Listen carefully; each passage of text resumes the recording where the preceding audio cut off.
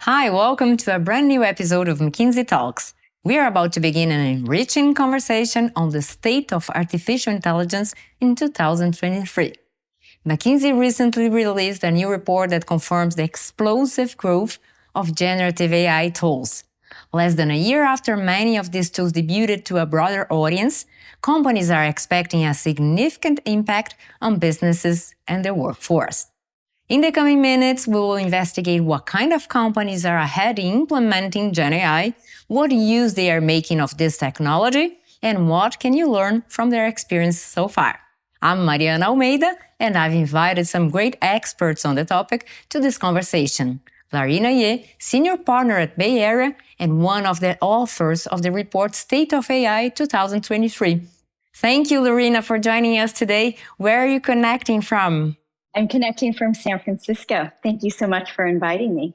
And here by my side in São Paulo, our partner Monica Szwarcwald and senior partner Pepe Cafferata, who is also leader of Quantum Black AI by McKinsey in Latin America. Hi, Pepe and Monica. It's a pleasure to have you here back. Thank you so much. Thank you. Pleasure to be here as well. Before I start, I would like to remind you that McKinsey Talks is a series of video and podcast interviews of around 20 minutes with McKinsey experts and guests from different industries. Our aim here is to initiate conversations on relevant topics for business agendas. So let's jump right in. Lareina, our most recent report shows that 1/3 of companies are already using GenAI for at least one business function. It also indicates that the topic is indeed on CEOs and boards' agendas. GenAI is moving fast. Does this speed surprise you somehow? Surprising, though it is going very fast. Let's all put in perspective that ChatGPT, which is one of the types of LLM or large language models that enables generative AI, only came onto the scene November of last year. So it's been less than a year. So to your first point, there has been speed. The reason it's not surprising is the nature of generative AI is it's a consumer experience. And one of the most fabulous things about this is that anyone of any age, any language, any education level can use generative AI because it's essentially the ability to ask a question and to get information and to get drafts and to be able to use it for something in your work. And so in some ways, it's not surprising at all that it's moving so quickly because it's something that almost everybody can use. It's very intuitive, right? It's very intuitive, and it's very different from analytical AI and previous editions of AI, where you would need to be a data scientist. You would need to have extraordinary levels of skills in order to be able to use the models and to be able to deliver that simplistic or that amazing insight. And so that is one of the shifts that we see in generative AI compared to AI that we have been using before. Real trend everywhere. Monica, do you want to comment anything on that? Yes, it's impressive. I mean, we've been visiting clients all over, and from C-levels, directors, managers, everybody's interested in the subject, right? So it's really impressive. Like everywhere you go, even if you're talking about other topic, everybody wants an experience with generative AI. Everybody's testing, everybody's doing a POC, everybody's doing a pilot. So it's really impressive. I mean, how this is expanding really, really fast. What is the first question a CEO or someone that you meet ask you when they see you and they start talking about GenAI? They say, where can I use it? I mean, what's the best use case that I can do, that I can use generative AI in my company, that I can create impact and do like something really like amazing and impressive with this technology. So like everybody's asking like, what's a use case? What have you seen applying it? And they are also already trying, right? There are a lot of things going on and people experience. So it's really trying to move fast with that technology. Right. And Pepe, what have you heard? So what I've heard is very similar to what Monica and Lareina were mentioning about the speed and CEOs wanting to implement this. And everybody's moving. I think one of the key questions is, how do we really scale this, right? And how do I go from a lot of little pilots here and there to something that I can really scale to change the way we work, to change the way we do business, to change the way we interact with customers, to change the way we do finance reports, et cetera, right? So I do see that question coming along is, I'm doing a lot of things, but how do I scale this up, right? And the other one is making clear this is not about only large language models. You need clear decisions on where you want to apply this technology to really solve a business problem, to really go after the problems that don't allow you to sleep at night. And then what are the data implications of that, the technology implications of that, and very importantly, the adoption, right? A lot of people will change the way they work. A customer service representative, an RM in a branch, operator in a plant. Most of these people will change the way they work. And why would they change that and pay attention to a copilot or a model when they have done this for a long time, right? So I do believe that these things about scaling up, it's more than the large language model, and the adoption piece are hugely important. Lareina, can you tell us what the research shows about the characteristic of those companies that are already using GenAI? What do they have in common? Well, one of the interesting things is that we estimated the overall economic value to the globe, all countries, is about 4.4 trillion. And that's over a couple of decades. It's not right away. But what's interesting about that is 75% of that value is going to be captured in 4 major domains or functional cases. That would be software engineering, product development, sales and marketing, and customer service. And so one of the characteristics when you ask what's similar across companies is a lot of the use cases really relate to those core domains. So you see a lot of people using this for their IT productivity, helping with QA, helping with coding, helping to actually get some of the core software engineering work done. You also see people thinking about it for digital marketing and how they change some of the ability to reach customers in a more unique way. You commonly see this for call centers or any kind of call customer support. How do you actually help and give those agents more information? So some of the key similarities we see is that companies actually are using similar use cases. That said, I want to come back to what Pepe said just a minute ago, which is the very best companies are thinking about generative AI as a rocket ship to their existing strategies. They're not thinking about it as a shiny object to try and pilot. They're saying, this is an amazing technology. How can it accelerate parts of my strategy? And oh, by the way, there may be parts of my strategy it's not relevant for. So it's as important to say where it can be used to where it can't be used. Mm-hmm. And so I think the most successful companies right now have really said, how can I use this in service of something I'm trying to do, which is a top priority? Now, that might be a better customer experience. If you have a lot of call centers, or maybe you're a telecom company, it might be shorter resolution time and less churn of your customers. So it may come down to things that feel like typical business problems. And that's a really good thing. When we connect the power of this technology to solving things that we were already working on in a faster and more creative way, that's the magic. Great. Pepe and Monica, do you see the same things that Lareina just said here in Latin America and Brazil? For sure, like the B2C clients, they're going exactly as Lareina was saying, like personalization, digital marketing, call center.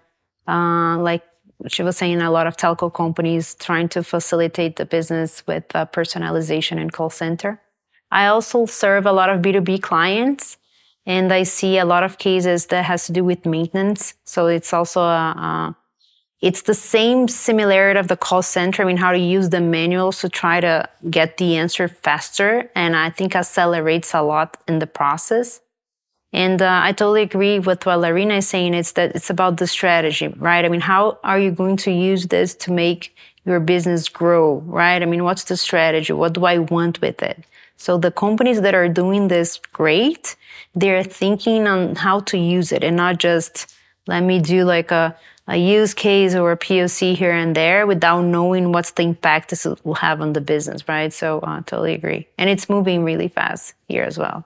Just to complement in Latin America, clients I'm working with, to give some examples, right? One of them, Care, that Monica was saying, we're helping our clients now transcribe 100% of the calls in a much cheaper way with GenAI, and then the calls are summarized, synthesized, and we can do some root cause analysis on what's driving the calls and what are the root causes of problems. We can score the sentiment of the client in a very easy way. We can score how the call center agent resolved the problem. So it's really amazing. And then if you go to hyper-personalization, we were talking with a client today, the ability to send like personalized messages at scale, right, to profiles that are also identified by GenAI in a much easier way. I think we're up for a revolution. And again, what I'm seeing my clients wrestle with is, okay, I'm doing this, I'm doing this, and doing that, but how do I scale this up, right? I have this use case, I'm using this technology, that use case, I'm using that other technology. I'm doing a lot of things by hand. How do I put this in an MLOps framework that I can replicate this over time and automate? So I think the initial moment is really hard. It's been really fast. The hard part now is how do we scale and how do we really embed this into everything we do.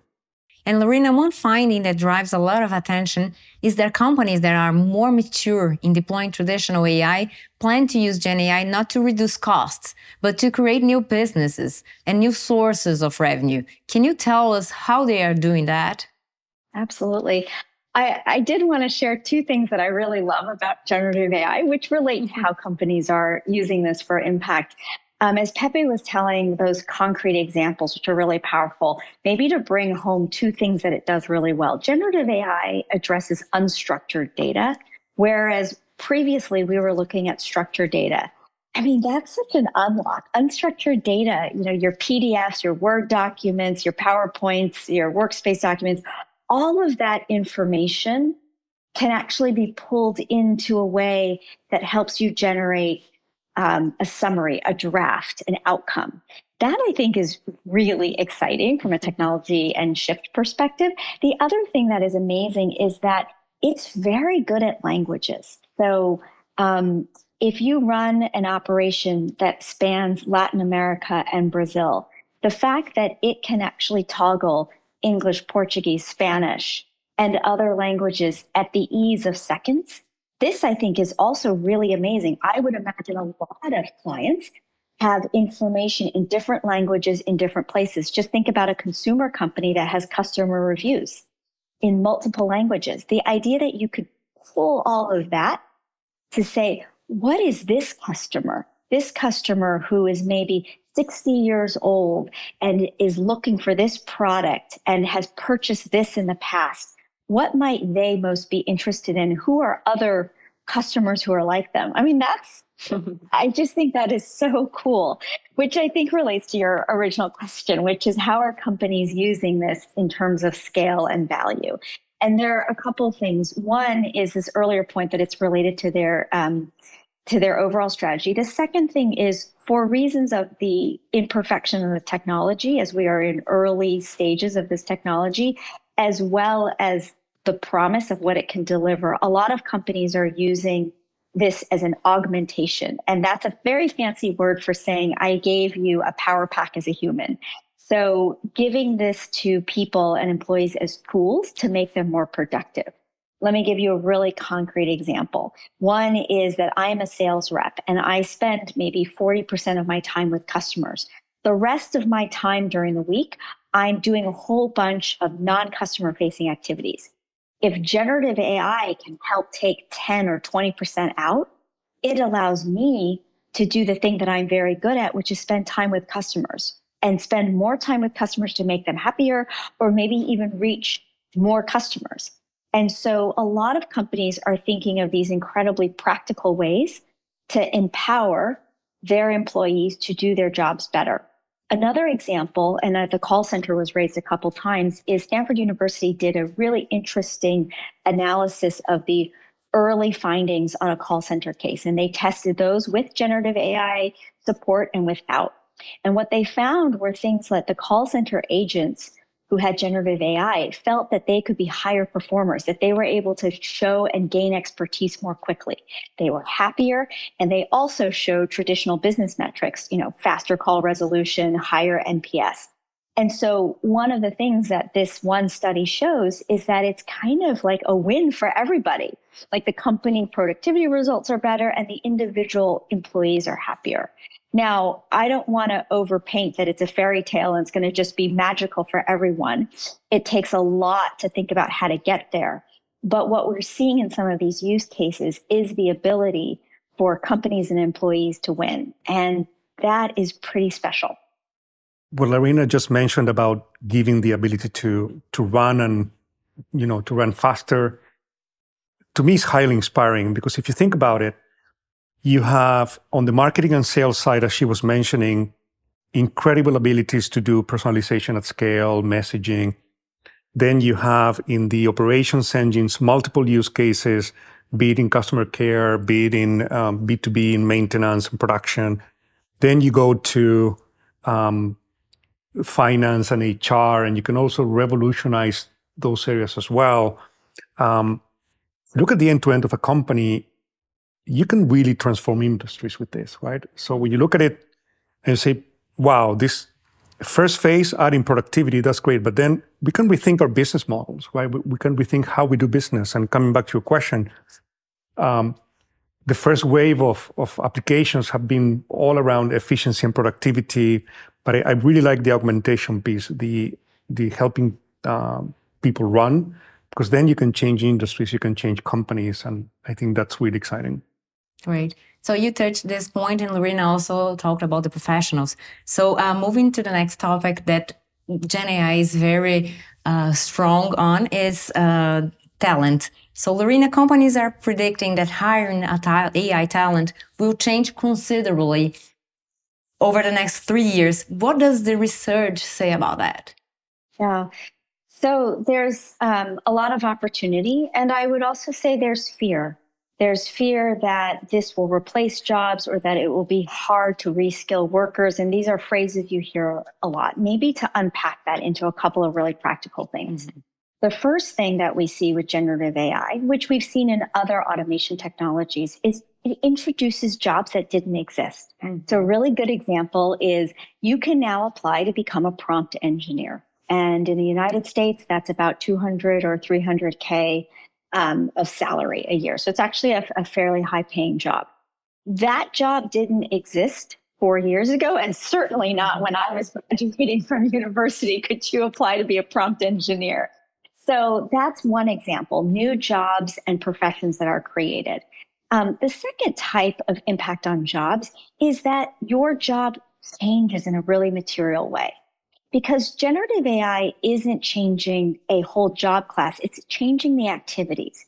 And our research shows that 60 to 70% of activities in many jobs could be replaced by generative AI, which means that if I am a doctor, if I am a lawyer, if I am a finance manager, if I am a sales rep, my job, how I do my job can change. This is what Pepe was remarking is kind of the further innovation. And what that means is I may still have that job, but I may need to learn more skills, or I might need different capabilities to be good at my job. So let me give you a really good example. If I am a wealth manager and I work for a bank, right now, a lot of maybe what helps me be good at my job is doing a bunch of the analysis and pulling together the information in service of a investment decision. But with generative AI, some of that may be accelerated and generative AI may be able to do a lot of that drafting. That means that for me as a wealth manager, my judgment and ability to interpret the implications become far more important. Now, I may have been doing that before, but it becomes much more of what makes me good at my job. And so it's the kind of idea that you refactor, so to speak, your work. And how do we support wonderful people who are in these jobs today make those transitions?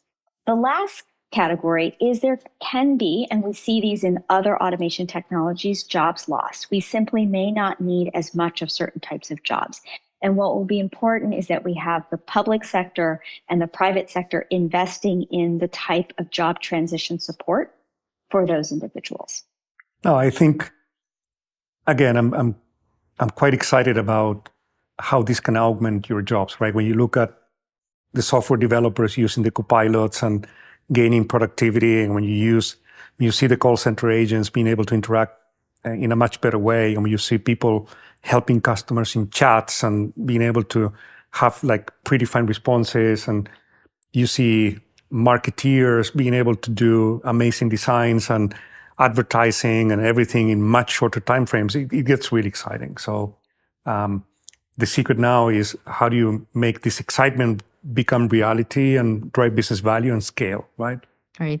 And Lareina, what can companies do to reskill this workforce? What is their role in this process? Yeah. So this is actually a throwback to strategy. So this is not a moment where you're just building pilots. This is a time where it's important to think about what are the scenarios of my workforce going forward, not in the next 12 months, in the next 3 to 5 years. And given the types of jobs and roles, and also given my relative appetite as a company to lean forward on this technology, how radical do I want to go on augmentation? How conservative do I want to go? Based on those set of things, you should have a workforce perspective of where you're headed. That's the strategy. And then if I know that, I can work from that to say, what sets of support do I need to give for job transitions? Which jobs will be affected in terms of being replaced? Which jobs will be substantially changed, which I need to get ready for? And which jobs may not be touched at all, but some of those people may be curious to actually acquire skills to apply for some other types of jobs. That's the type of strategic talent management that I think is pretty urgent for companies to start thinking about now that we understand the power of the technology. This is also interesting. I would have many more questions to ask you, but unfortunately, our time is running out here. So, Lareina, here's one last question for you, and after for Pepe and Monica too. If you were a CEO of a company today, what would you prioritize on GenAI? Speed. I would prioritize speed. And I would make sure that it's one of my top 5 priorities and part of how I innovate the company going forward. Monica. Totally. I would say also productivity, right? How do I make my company more productive and faster? How do I can bring value to my company with this? Pepe. I don't know if it's very urgent, but speed, productivity, but reinvention. I think this is an opportunity also for reinvention, and the faster you do it and the faster you think about it, the more you can direct all your investments and efforts in augmentation and productivity towards reinvention. Great. 3 great words here that you used. So, Lareina, Monica, and Pepe, thank you so much for joining us today. It was a wonderful conversation here. Thank you so much. Thanks for having us. Yes. Thank you. GenAI is such a complex and fascinating topic that new questions and reflections come up every day. I encourage you to contact our experts by emailing to McKinsey_Talks@mckinsey.com. You can also read our State of AI 2023 report by scanning the QR code on your screen or accessing the link in the description of this video. Thank you so much and see you soon.